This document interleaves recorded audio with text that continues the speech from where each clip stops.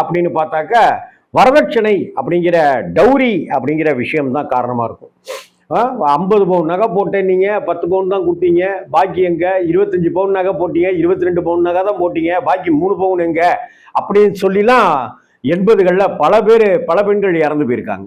இன்னும் சொல்லப்போனால் அந்த காலகட்டத்தில் இந்த பாக்கி இருக்கிற நகையையும் கையில் தர வேண்டிய ரொக்க பணத்தில் 25,000 ரூபாயில 20,000 ரூபா கொடுத்தாச்சு, இன்னும் 5,000 ரூபாயும் 2 பவுனும் தரணும்.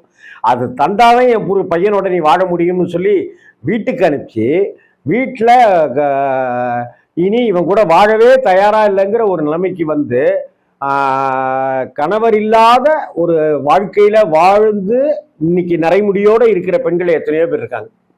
இப்படி தமிழகத்துல எவ்வளவு படித்து முன்னுக்கு வந்து நல்ல நிறுவனத்துல கை நிறைய சம்பாத்தியத்துல இருந்தாலும் கூட, எவ்வளவு சொத்து பத்துகளுக்கு அதிபதியாக ஒரு பெண் இருந்தாலும் கூட, இப்படி